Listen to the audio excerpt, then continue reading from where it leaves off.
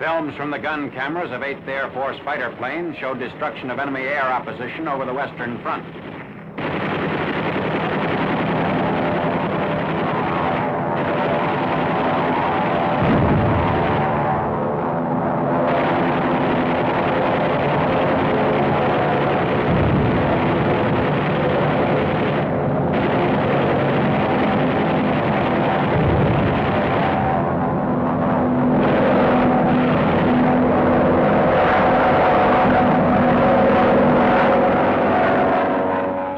Trains and other ground objectives.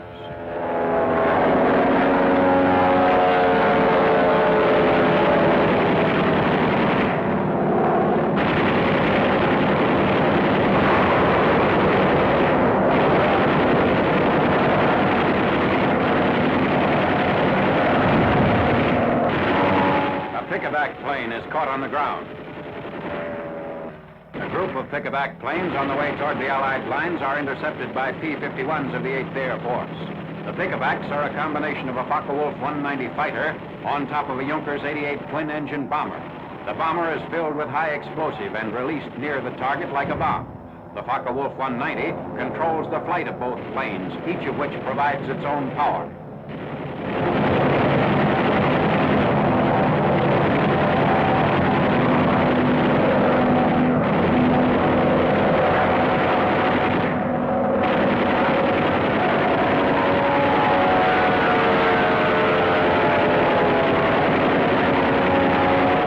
Fighter squadron discovers an enemy airfield covered with planes. The strike systematically destroys every single plane.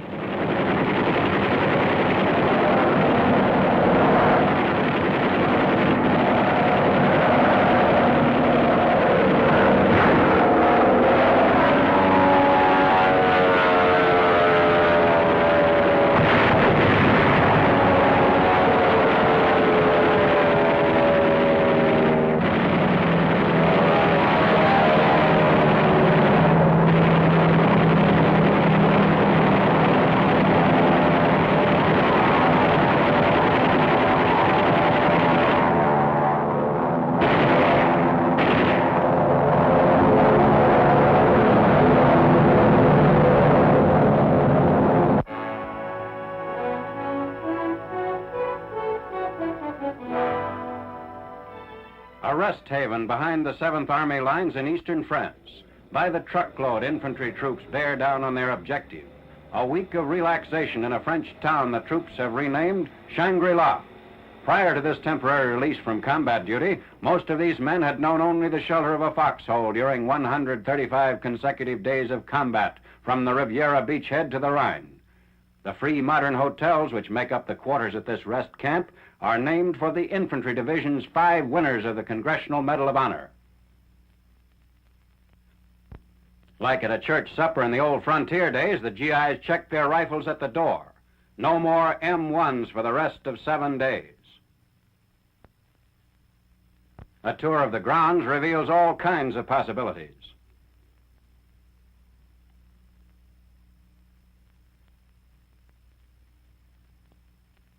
For tired, aching muscles, there's a treatment any medic would endorse. A half-hour's hot dunking in the sulfur water of a famous French spa. The clothing exchange, where the vacationing GIs swap battle-worn gear for a brand-new issue. Heavy outer garments, which cannot be exchanged, are laundered and returned at the end of the week. First on the schedule, a real bed. Sleep on a thick, soft mattress in a real bed ranks highest with rest camp visitors. There are definitely no gigs for getting up late in the morning.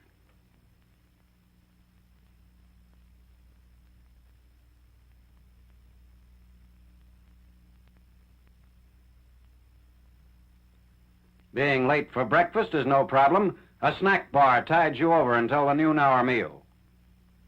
The PX has everything.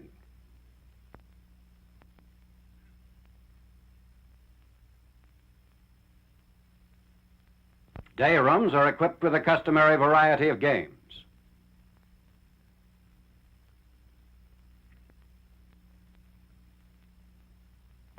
The Red Cross Lounge for reading or just taking it easy, or daydreaming. Time for a show. Latest movies from Hollywood are shown.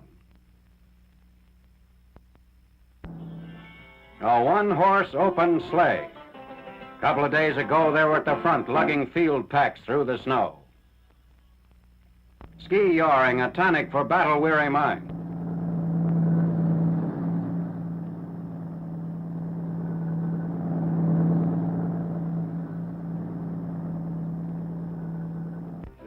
No mess kits, no field rations.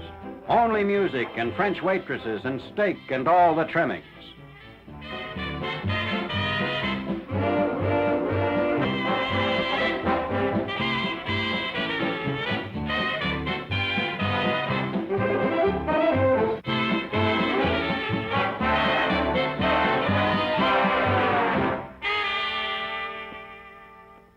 Dances are held twice weekly, with plenty of partners to go around.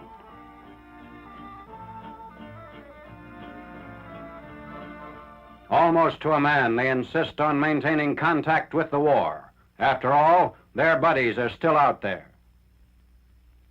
6 days of rest, and then back to the front. It's not easy to go back after living country club style, but there's another batch of soldiers anxious to get a taste of it. So long, Shangri-La. It was great while it lasted.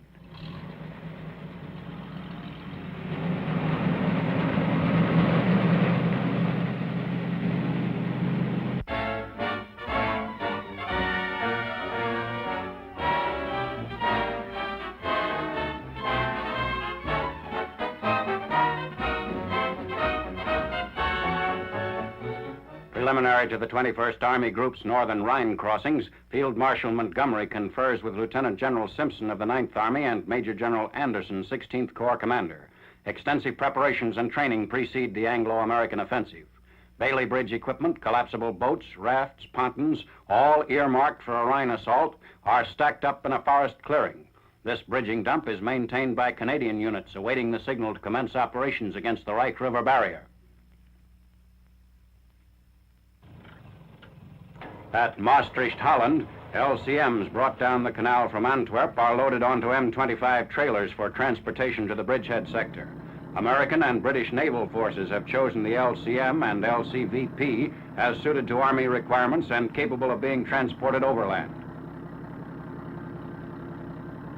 Alligators also are delivered for rehearsing troops of the 30th Division 9th Army.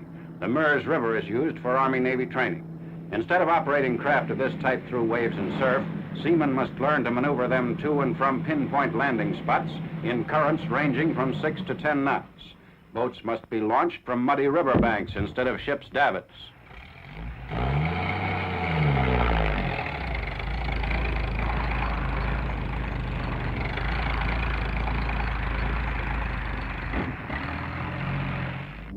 Preparations for the airborne operations coordinated with the amphibious assault. Elements of the 1st Allied Airborne Army drill in France 10 days before Lieutenant General Brereton's aerial task forces converge on the Rhine.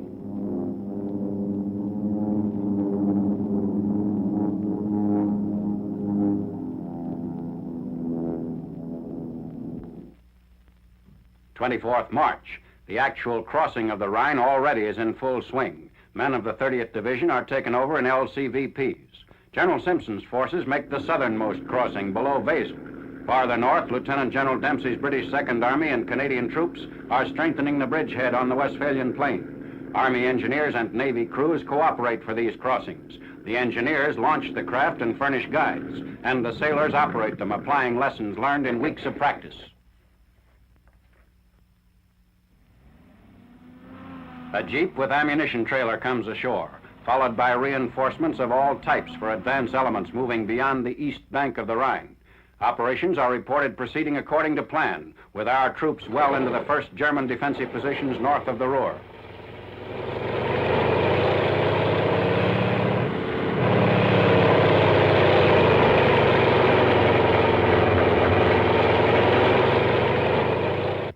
First glider landings near Brünnen, Germany, in the Wesel area on the Rhine's far bank.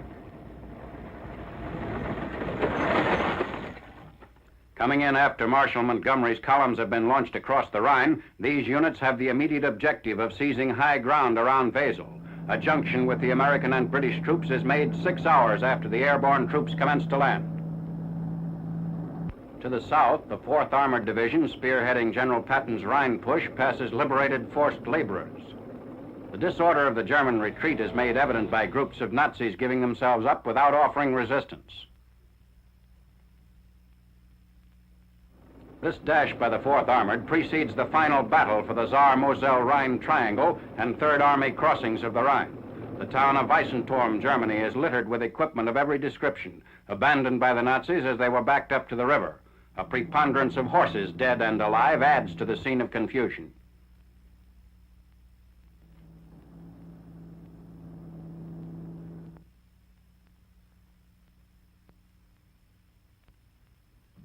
Disorder at the Rhine bank, where Nazi stragglers wait to be moved to prisoner cages. The 4th Armored alone captures more than 4,000 prisoners in its drive through the West German hills.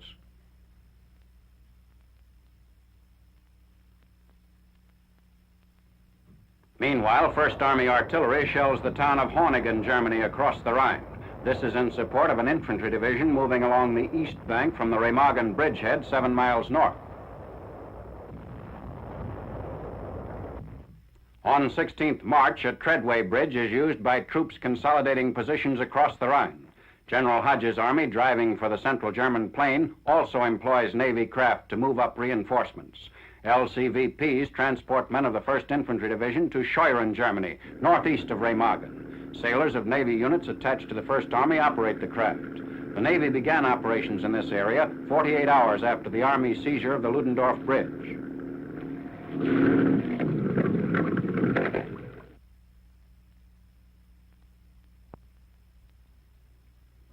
In addition, supplies are ferried across the Rhine in ducks. 2 amphibious truck companies, one a Negro outfit, man the amphibious vehicles on the runs to and from Unkel, Germany.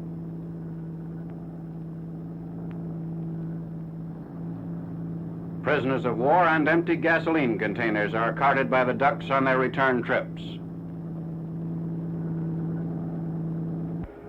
The Ludendorff Bridge across the Rhine at Remagen. For 10 days, it withstands aerial attacks and constant artillery fire while 1st Army troops exploit the initial breaching of the Rhine River line.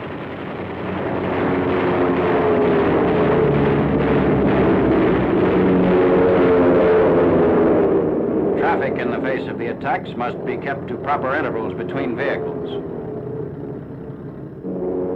A convoy of ponton equipment is ready to be unloaded for engineer battalions who begin construction despite the enemy raids. Normally a 34-hour job, the bridging operations are hours behind as Nazi fire flares up repeatedly.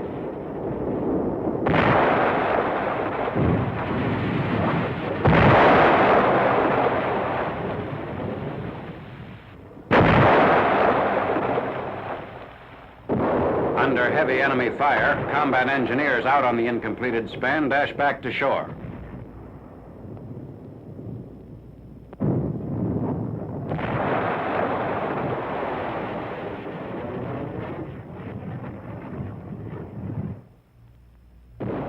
Despite these attacks, the 1st Ponton Bridge is completed and handling heavy traffic on 14th March.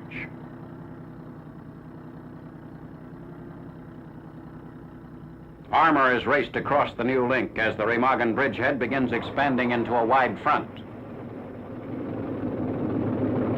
Both the Ponton span and the adjacent Ludendorff Bridge are still under enemy fire. The engineer battalion working on the Ludendorff strengthens the roadbed, which was improvised to allow vehicles to travel over the railway ties.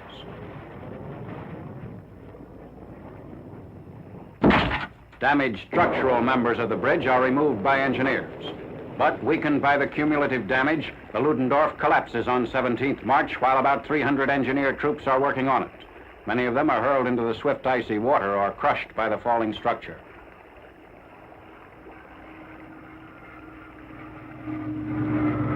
Rescue crews save those who managed to cling to sections of the span as it gave way.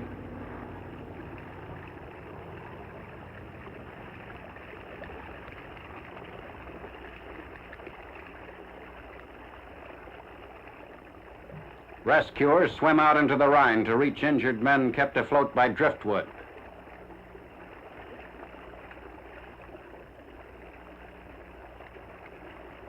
bringing out a line to pull in the surviving engineers.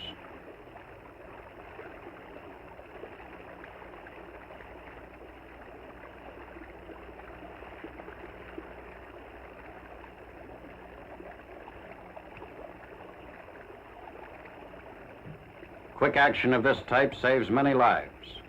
When the 512-foot center span of the Ludendorff gave way, there was no vehicular traffic crossing the bridge. Crews extricate bodies pinned beneath the heavy beams.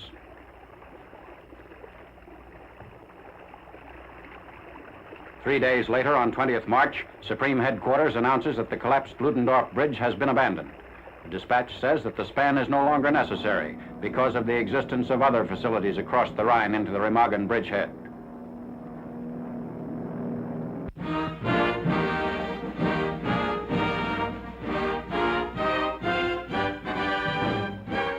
R.A.F. films of the jet-propelled Gloucester Meteor, British counterpart of the American jet plane, the P-80 Shooting Star. The Meteor, powered by two Rolls-Royce engines, was first used to combat Nazi robot bombs. Although still in the early stages of experimentation, the plane has proved to be faster than the 500-mile-an-hour buzz bombs.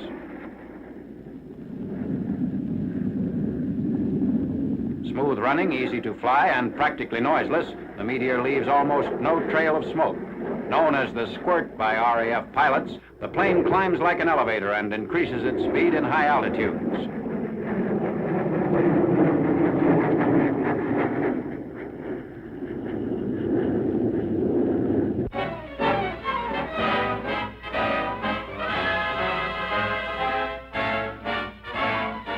The main component of the M69 bomb, a cheesecloth sock containing specially processed jellied gasoline.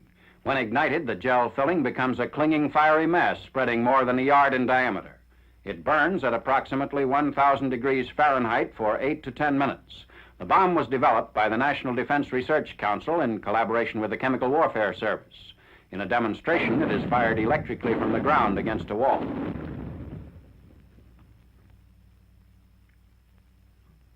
For airdrops, the M69 is assembled in groups of 38. The E-23 adapter is used in forming 500-pound aimable clusters carried by planes equipped to handle this size bomb. On the assembly line at Mays Landing, New Jersey, the bombs are secured inside the cylindrical halves of the cluster wall. The bomb is held together by 9 steel straps attached to release buckles, which are broken open by time fuses within the fin assembly. The clusters are given high and low altitude tests at Edgewood Arsenal with a B-25 loading the 500-pounders.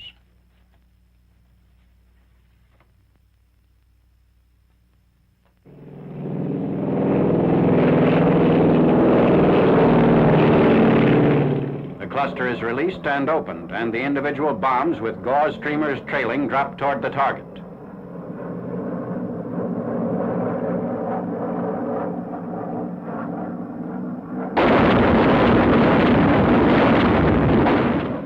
On impact, an M1 fuse detonates the ejection charge, which ignites and hurls the gel filling from the tail of the bomb. Another drop of the jellied gasoline bombs. The M69 saw extensive use in the March fire raids on Tokyo and Nagoya.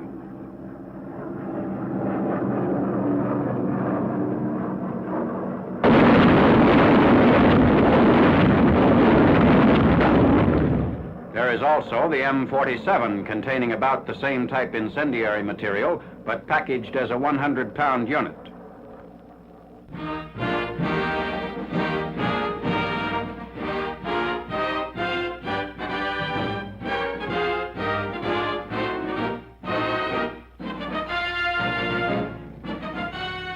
American-trained Chinese First Army troops drive on Lashio. Bulldozers clear the way for tanks and infantry advancing on the ancient city, main terminus of the Burma Road. The Nam Yao River is crossed at the site of a blown-out railroad bridge about 2 miles from the city.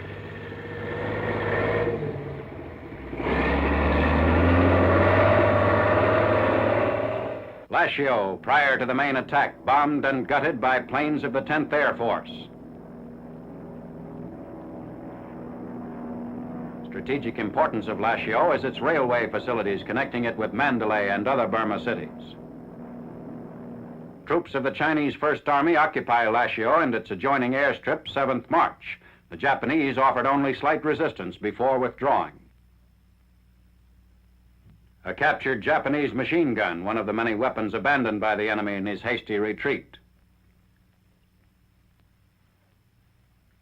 Thousands of gasoline drums are strewn over the airstrip. Negro troops of an anti-aircraft battalion quickly set up their guns along the captured runway. Enemy pillboxes built near the field are constructed with 3 separate compartments for greater protection against shell hits. Wreckage of old Japanese and American planes and engines found in many of the 102 revetments along the airstrip. This dummy was painted and then placed near the edge of the airfield to draw fire from our strafing and bombing planes. A railroad engine, cleverly hidden and camouflaged by the Japs. Lieutenant General Daniel I. Sultan and Chinese commanders at Lashio Railroad Yard. In a pincer movement coordinated with the Chinese First Army drive on Lashio, British troops advance on Mandalay. Abandoned railroad cars of the important Mandalay-Lashio Railway. Sikhs, Punjabis, and Gurkhas of a predominantly Indian division strike toward the city in heat which exceeds 130 degrees.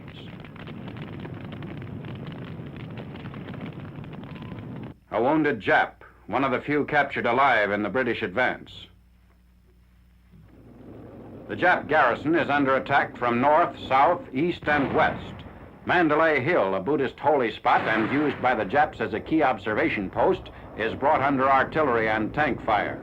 After capture of the hill, British and Indian troops with tank support move up for an attack on Fort Dufferin in the heart of the city. Frontal attack fails to break through the walls and moats surrounding Fort Dufferin. British big guns are brought up to breach the 30-foot walls, which are blasted with 100-pound shells from 4.5-inch howitzers.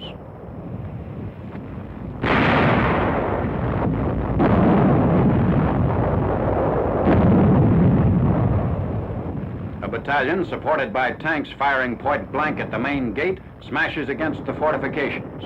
Japs, holed up and barricaded behind the wall, drive the attackers back with machine gun fire. Several of our tanks are knocked out in the action. Flanking movements feel out weak points in enemy positions. The last remaining center of Jap resistance in Mandalay, the fort is fanatically defended in a 12-day siege. Fall of Fort Dufferin and Mandalay takes place 20th March after almost 3 years of Japanese occupation.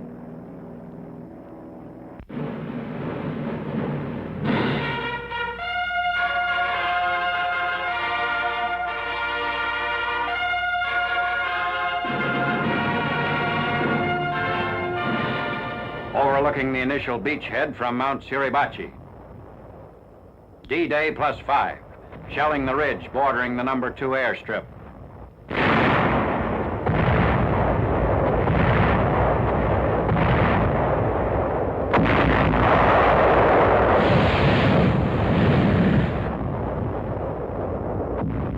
Tanks close in on the Japs dug in the caves along the ridge.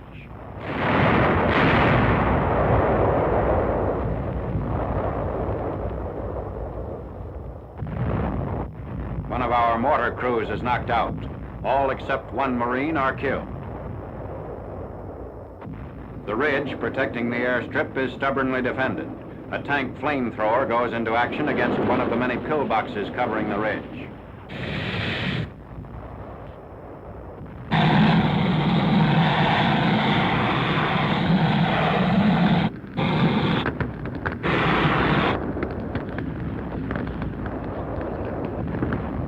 Demolition crew placing charges at the entrance of a blockhouse.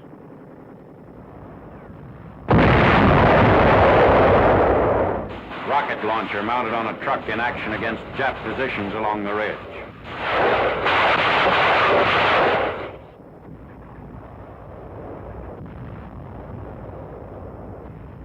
Troops sweep across the plateau above the airstrip. Heavy mortar and rifle fire blocks the approaches to the field, and the slight gains are made at heavy cost in lives.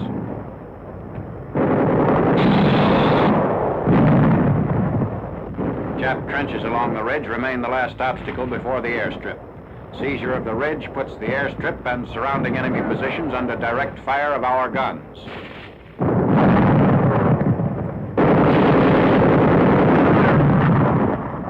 A tank crossing the number 2 airstrip passes some of our damaged vehicles.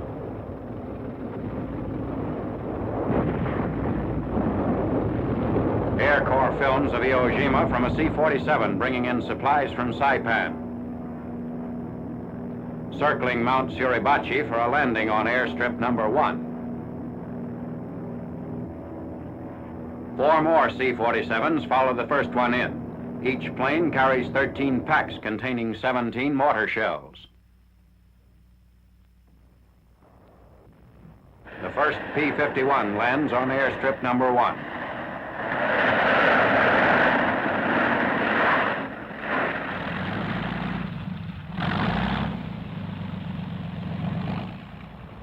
P-51s on EO. Fighter support for B-29s attacking the Japanese mainland.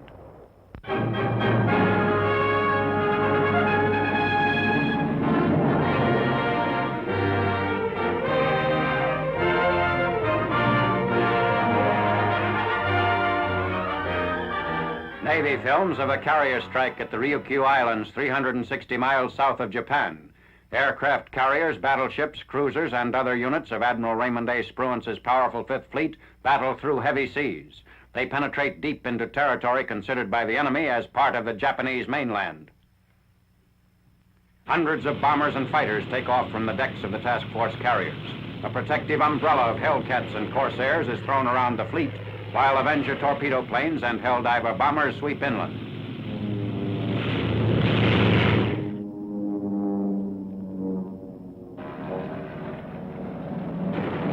Jap coastal ships are caught offshore and destroyed.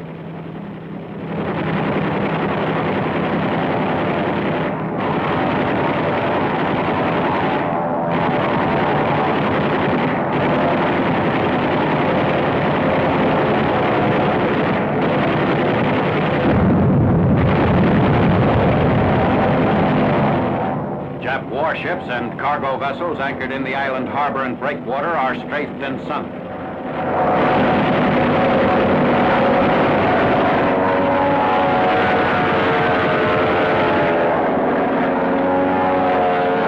Military and naval installations along the shore are pounded by the Navy's HE rockets and 50 caliber guns.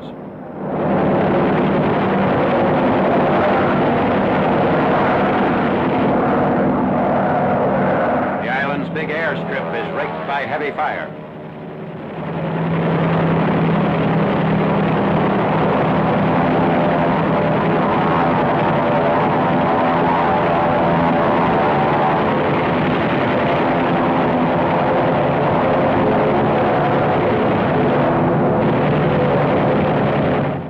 Planes are destroyed on the ground. Back at the fleet, Jap aircraft strike at our ships. The few remaining Jap planes that get through our fighter cordon run into intense anti-aircraft fire.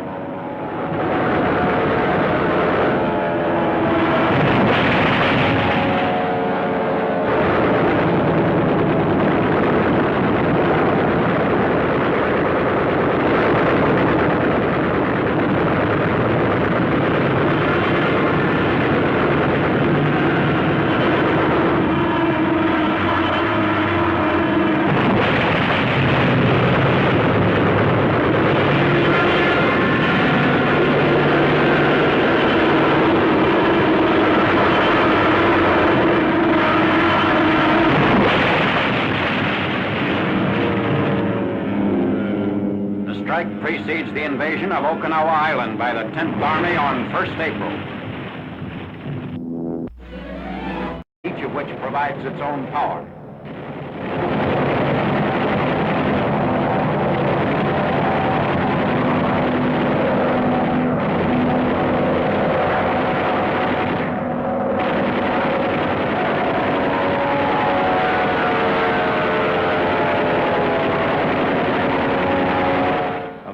squadron discovers an enemy airfield covered with planes.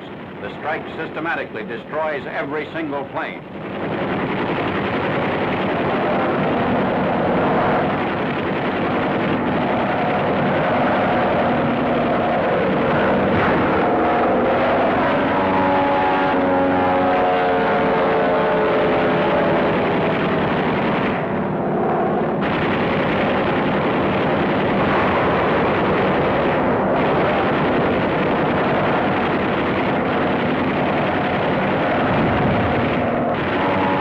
Pick-a-back plane is caught on the ground. A group of pick-a-back planes on the way toward the Allied lines are intercepted by P-51s of the 8th Air Force. The pick-a-backs are a combination of a Focke-Wulf 190 fighter on top of a Junkers 88 twin-engine bomber. The bomber is filled with high explosive and released near the target like a bomb. The Focke-Wulf 190 controls the flight of both planes. In France, by the truckload, infantry troops bear down on their objective. A week of relaxation in a French town the troops have renamed Shangri-La. Prior to this temporary release from combat duty, most of these men had known only the shelter of a foxhole during 135 consecutive days of combat from the Riviera beachhead to the Rhine. The free modern hotels which make up the quarters at this rest camp are named for the infantry division's 5 winners of the Congressional Medal of Honor. Like at a church supper in the old frontier days, the GIs checked their rifles at the door. No more M1s for the rest of 7 days.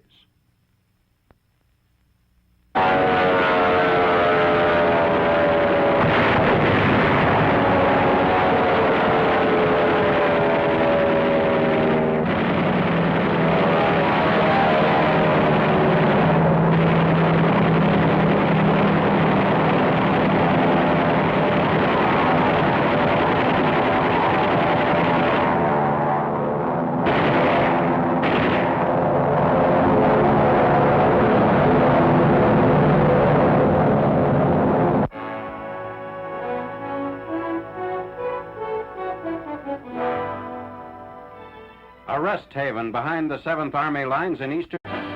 Films from the gun cameras of 8th Air Force fighter planes show destruction of enemy air opposition over the Western Front.